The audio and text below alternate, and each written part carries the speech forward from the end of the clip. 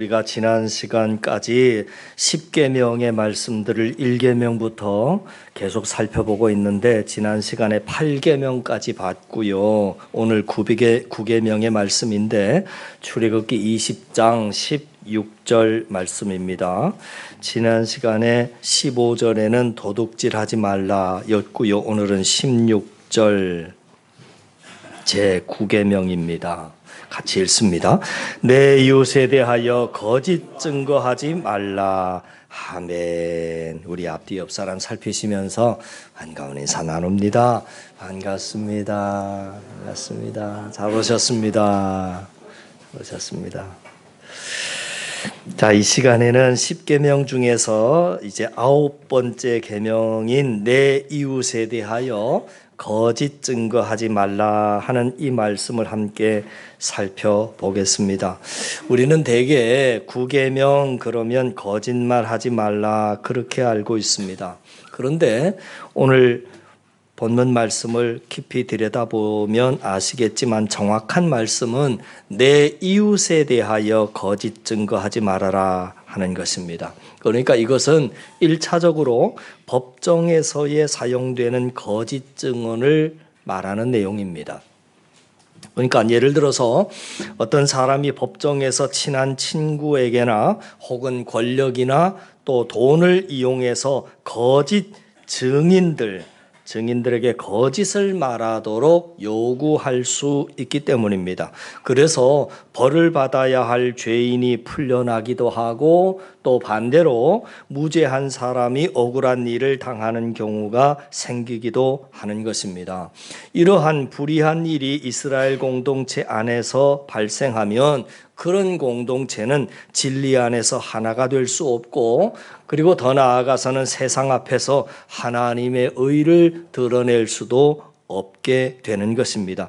그래서 하나님께서는 이스라엘 백성들을 향해서 내 이웃에 대하여 거짓 증거하지 말아라 그렇게 말씀을 하고 계신 겁니다. 우리가 9계명 말씀을 대할 때 제일 먼저 생각해 봐야 될 것은 그러면 왜 우리는 거짓 증거를 하면 안 되는가 하는 것인데 여러 가지 이유가 있지만 그래도 가장 중요한 이유를 밝히자면 저와 여러분이 믿는 하나님께서 진실하신 분이시기 때문에 그렇습니다. 아버지가 진실하기에 자녀인 우리도 진실해야 합니다. 크리스찬인 우리들은 성경을 통해서 하나님 아버지를 보지만 세상은 우리들을 통해서 하나님을 보는 것입니다. 그래서 우리는 어떤 경우에라도 우리가 믿는 하나님처럼 아버지 되시는 그 아버지를 닮아서 진실해야 한다는 것입니다. 오늘날 세상 사람들이 기독교를 욕하고 교회를 무시하는 이유들이 여러 가지가 있을 수 있겠지만 그 중에서도 중요한 이유는 교회가 이 진실함을 잃어버렸기 때문에 그렇습니다. 진실하지 않기 때문입니다. 여러분 아시는 것처럼 참 오래된 일입니다만 1999년도에 신동아 그룹 옷 로비 청문회 때 한국교회의 민낯이 온 국민 앞에 다 드러난 적이 있었습니다. 청문회 증인으로 나온 두 사람이 참 공교롭게 두 분 다 교회의 권사님이었습니다. 근데 그 두 권사님이 정반대의 진술을 했습니다.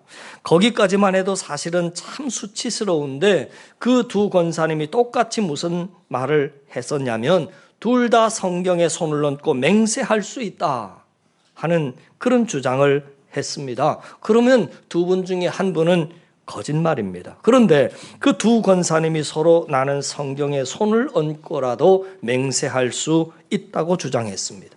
하나님 얼굴에 정면으로 먹칠을 하는 행동이었습니다.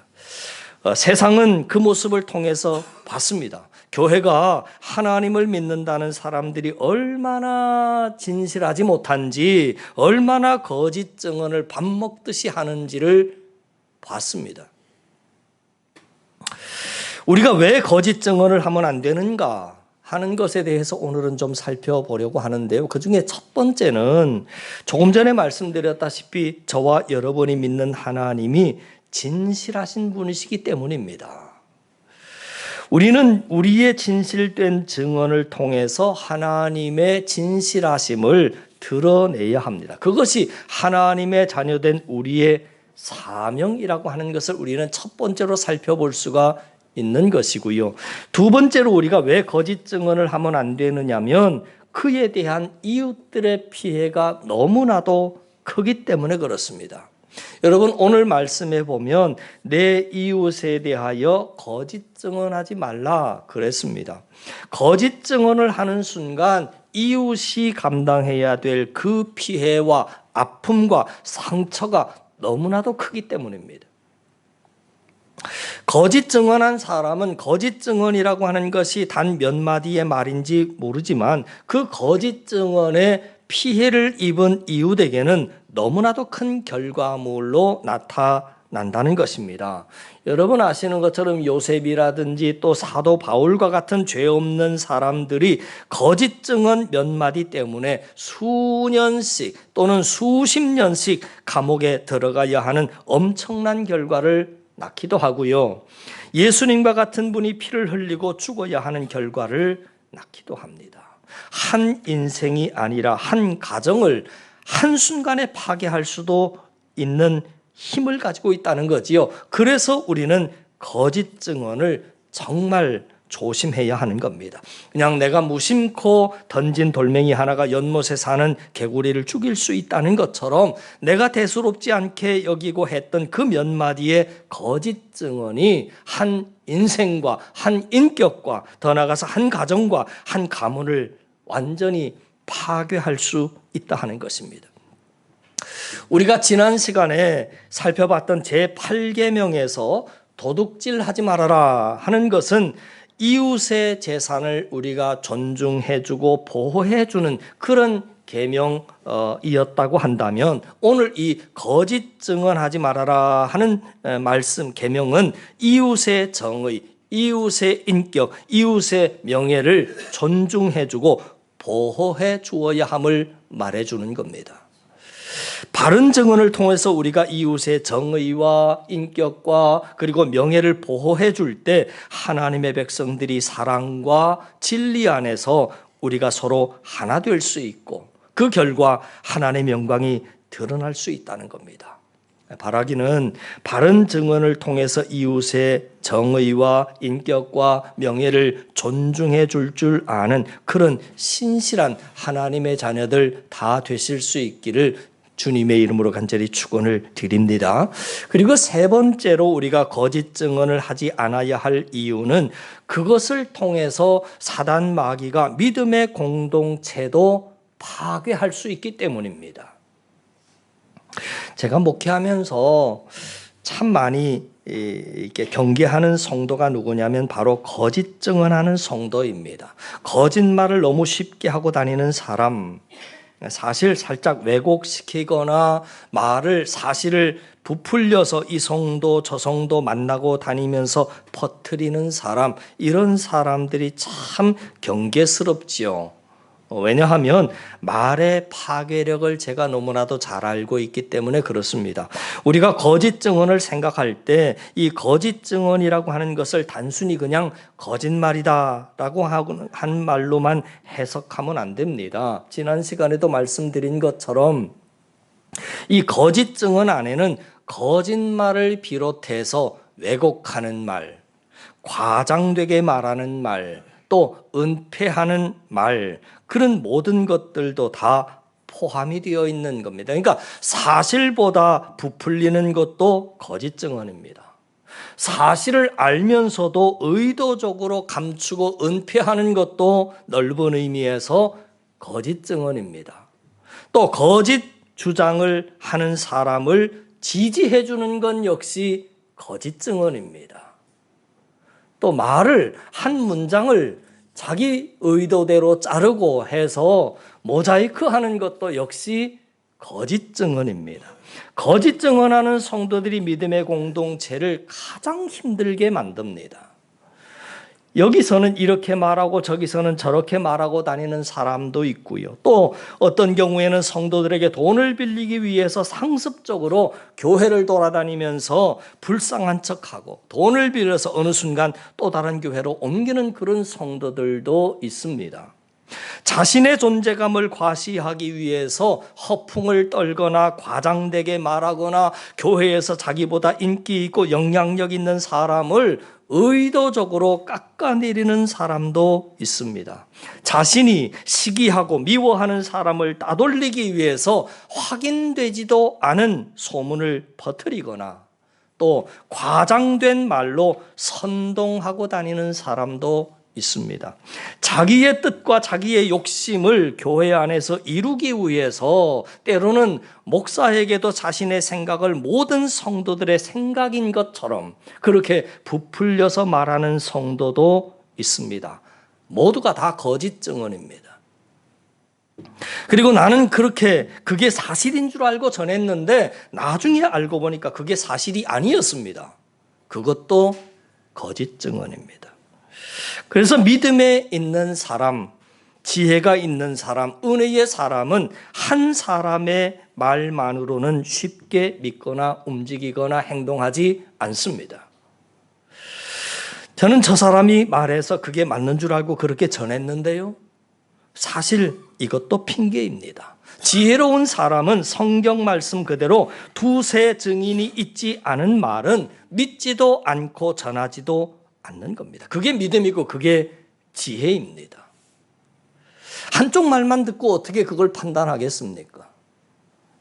A라고 하는 사람 말을 들었으면 반대쪽의 말도 들어봐야 되는 것이고 반대쪽의 말만 듣는 것이 아니라 또 제3자 중간에 있는 사람 말도 들어봐야 되는 것이고 그런 것인데 우리는 나하고 친한 사람의 말만 듣고서는 그 사실에 대해서 그냥 인정을 해버리고 그걸 믿고 그냥 따라갑니다.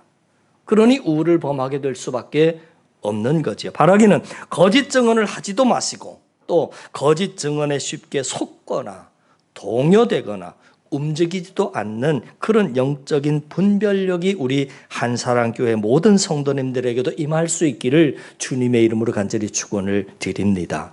자, 우리가 거짓 증언을 하지 않아야 하는데 그러기 위해서 조심해야 할 것들이 어떤 것들이 있는지 그 다음 좀 살펴보겠습니다. 사실 사람들이 거짓 증언을 하는 가장 큰 이유는 바로 이것일 겁니다. 자신의 이익과 자신의 욕심 때문입니다. 그러니까 거짓을 말하는 것만 거짓 증언이 아니라 사실을 알고 있는데 그 사실을 알고 있지만 그걸 의도적으로 감추거나 은폐하는 것도 넓은 의미에서는 거짓 증언이 되는 겁니다. 우리에게 이 문제는 참 죽을 때까지 따라올 겁니다. 자신의 이익을 포기하고서라도 바른 증언을 해야 되느냐 아니면 내가 원하는 이익을 얻기 위해서 사실을 알지만 진실을 알지만 모른 척하고 덮을 것이냐. 성경이 곳곳에서 뇌물을 받지 말라고 여러 곳에서 말하고 있는 그런 이유들도 바로 이것 때문이지요. 뇌물의 이익을 챙기는 순간 바른 증언을 할 수 없는 것 빤히 아시기 때문입니다. 돈 주는 사람의 편을 들 수밖에 없습니다. 사실을 알아도 모른 척하고 있어야 할 상황이 벌어지기 때문이지요. 잊지 마십시오. 성도가 믿음으로 탐심을 물리치고 적극적으로 나서서 바른 증언을 할 때 이웃의 정의와 명예와 인격은 지켜지는 것이고 사회의 바른 질서가 세워지며 공동체가 하나 되어 갈 수 있다라고 하는 것이죠. 우리가 거짓 증언을 하지 않기 위해서 또 조심해야 할 것 두 번째는 동정심입니다. 무조건 약자의 편을 들어주는 것, 성도의 바른 모습 아닙니다. 저 사람 약하잖아. 저 사람 불쌍하잖아. 그러나 구분할 줄은 알아야 합니다. 우리는 진리의 편에 서는 자들이지 약자 편에 서는 자들이 아닙니다. 그래서 하나님께서 출애굽기 23장 2절 3절에서 이렇게 말씀을 하고 계십니다. 제가 읽어드리지요. 다수를 따라 악을 행하지 말며 송사의 다수를 따라 부당한 증언을 하지 말며 가난한 자의 송사라고 해서 편벽되이 두둔하지 말지니라 그랬습니다. 자, 하나님이 지금 뭐라고 경고하셨냐면 가난한 자의 송사라고 해서 편파적으로 두둔하지 말라는 겁니다.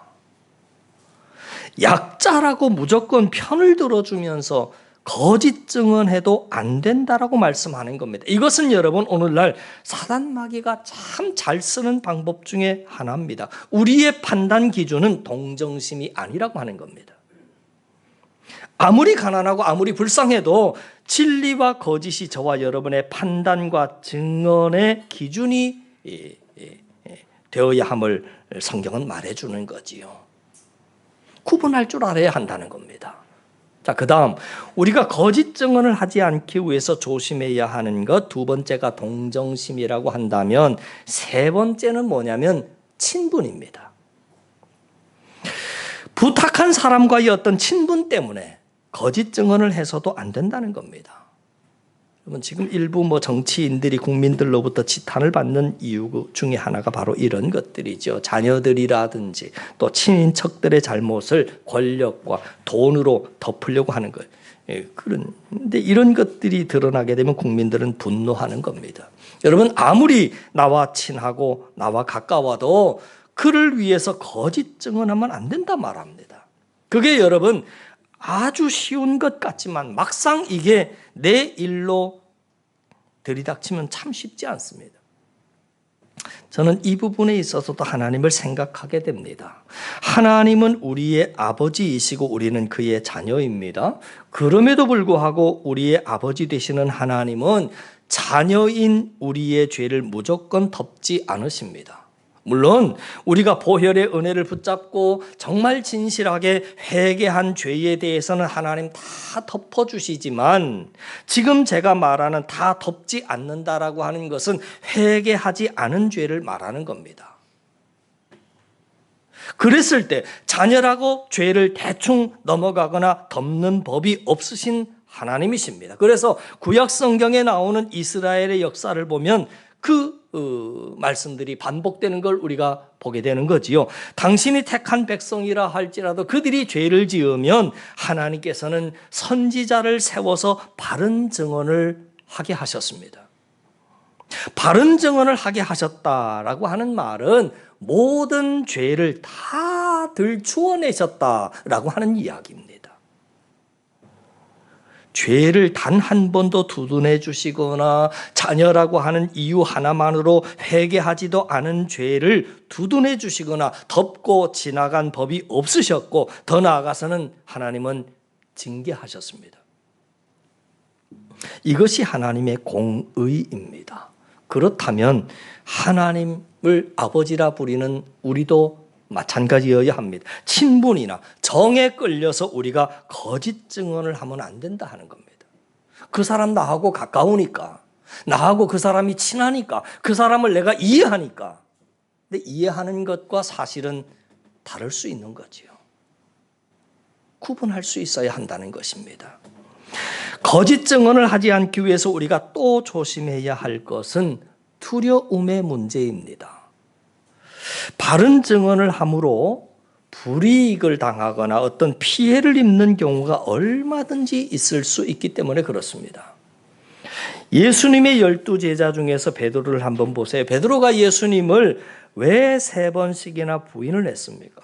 3번이나 부인을 했다라고 하는 것은 3번이나 거짓 증언을 했다는 말인데 왜 그랬냐면 두려움 때문에 그렇습니다.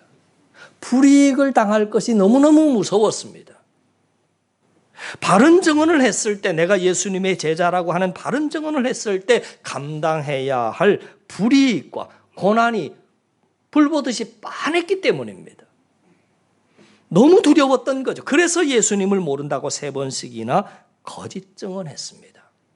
우리 과거의 역사도 그랬지요. 과거 우리 한국 교회가 일제 치하 때 신사참배라고 하는 우상숭배라고 하는 죄를 범했습니다. 당시에 많은 목사님들이 감옥이 두렵고 고문받는 것이 두렵고 목숨 잃는 것이 두려워서 신사참배라고 하는 우상숭배가 아니라 하나의 그것은 국민 의례이고 조상숭배의 미덕이다라고 목사님들이 성도들에게 가르쳤습니다.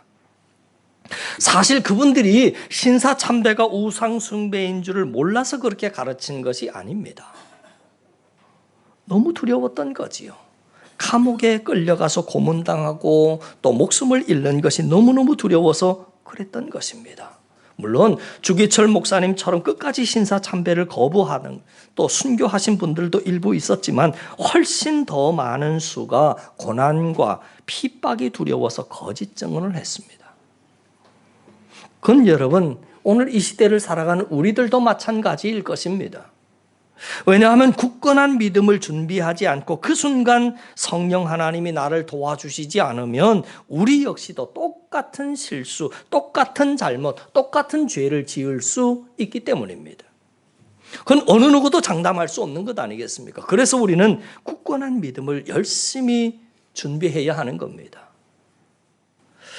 설령 나에게 어떤 불이익과 설령 내 목숨을 내놓는 일이 벌어지더라도 오늘 이 구계명을 지키기 위해서 거짓 증언하지 않고 하나님 앞에 바른 그런 증언을 하기 위해서 하나님의 그 진실하심을 내 입술을 통해서 나타내기 위해서 저와 여러분들은 지금부터 굳건한 믿음을 준비해야 하는 겁니다. 가을이 다가오잖아요. 추수의 계절이잖아요. 한여름에 잎만 무성한 그러한 나무가 되지 말고 머지않아 열매를 찾으시는 그 하나님 앞에 진실이라고 하는 열매를 열심히 맺기 위해서 노력하지 않으면 어느 순간 악한 사단이 와서 나에게 시험을 걸어오고 나로 올무를 놔서 넘어뜨릴지 모르기 때문입니다. 미국의 콜로라도주에 컬럼바인이라고 하는 고등학교가 있었습니다. 지난 참 오래됐죠. 1999년 이 컬럼바인 고등학교에서 참 안타깝게도 학생 25명, 용의자 2명이 이제 총기 난사 속에 피투성이가 돼서 27명이 전부 다 죽는 사건이 벌어졌습니다. 당시 뉴스에서도 참 크게 보도됐던 내용들이지요. 우리가 다 아는 내용들입니다. 근데 이 비극 가운데 살아남은 한 여학생이 사건의 현장을 증언을 했는데 그 여학생이 놀라운 증언 이야기가 세상에 소개가 되면서 오늘 크리스찬들에게 참 많은 감동을 주었습니다. 그 학교의 불량 서클 가운데 단원이었던 마피아 단원 중에 한 사람이 어느 날 총기를 가지고 교실로 들어가서 학생들에게 총기를 난사하고 있을 때 그곳에 17살 된 캐시 버넬이라고 하는 소녀가 있었습니다. 총을 들고 있던 용의자 2사람 중에 한 사람이 이 캐시 버넬이라고 하는 소녀에게 총구를 들이대고 물었습니다. 뭘 물었느냐면 너도 하나님 믿냐? 그렇게 물었습니다. 하나님을 안 믿는다고 하면 혹시라도 살 수도 있는 그런 상황 속에서 이 캐시 버넬은 똑바로 그 총구를 겨누고 있는 용의자를 향해서 대답했습니다. Yes, I believe in God. 그래, 나 하나님 믿어. 그러자 그 용의자는 총을 캐시 버넬의 가슴에 대고 마구 쏴댔습니다. 그래서 캐시 버넬은 그 자리에서 즉사하고 죽었습니다. 나 하나님 믿어. 바른 증언을 한 그 모습 때문에 그 자리에서 피투성이가 돼서 죽었습니다. 그 캐시 버넬의 이야기가 알려지기 시작하자 미국의 크리스찬들 당시에 10대들 사이에 Yes, I believe in God 이라고 적혀져 있는 티셔츠를 입고 다니는 운동이 그때 당시에 일어나기 시작합니다. 그리고 플로리다주 한 도시에서는 2,500여 명의 10대들이 모여서 감동적인 신앙 고백의 집회를 가졌는데 그 집회의 모임의 이름이 이렇게 붙었습니다. Yes, I believe in God. 그 집회는 마약 속에 찌들어 죽어가고 있던 미국의 크리스찬 10대들을 일깨우는 살아있는 운동으로 불붙기 시작했습니다. 죽음의 공포 앞에서 했던 그 캐시 보넬이라고 하는 한 소녀의 바른 증언으로 인해서 정말 지옥 같았던 학교가 변하고 도시가 변하고 그리고 희망의 새싹이 돋아나기 시작한 겁니다. 여러분, 우리 한국 땅에도 거짓의 영이 얼마나 충만한지 모르겠습니다. 여러 가지 역사적인 변곡점들이 있었습니다. 요즘도 여러분 얼마나 많은 이 군론이 분열이 되고 거짓의 영이 판치는지 모릅니다. 여러분 잊지 마십시오. 세상은 가면 갈수록 바른 증언을 하는 사람이 도리어 손해를 보고 바른 증언을 하는 사람이 불이익을 당하는 쪽으로 세상은 자꾸만 그렇게 흘러가고 있고 앞으로도 그렇게 흘러갈 겁니다. 사실을 알아도 그냥 모른 척하고 조용히 입 다물고 있으면 오히려 더 편하고 더 많은 이득을 얻을 수 있는데 바른 증언을 하면 삶이 더 불편해지고 이익이 줄어드는 쪽으로 세상은 그렇게 흘러갈 것이지만 그러나 그런 시대 속을 향해 가는 우리들을 향해서 하나님은 오늘도 말씀하십니다. 거짓 증언하지 말라 하시는 겁니다. 바라기는 이 진리의 말씀을 붙잡고 거짓 증언만 안 하는 수준을 여러 번 뛰어넘어서 이제는 이 세상을 향해서 당당하게 바른 증언, 사랑의 말을 할 줄 알고 진실을 말할 줄 알고 그 목소리 높여서 외치는 그런 하나님의 신실한 자녀들 다 되실 수 있기를 주님의 이름으로 간절히 축원을 드립니다. 기도드리겠습니다. 하나님 아버지가 진실하시기에 자녀인 우리도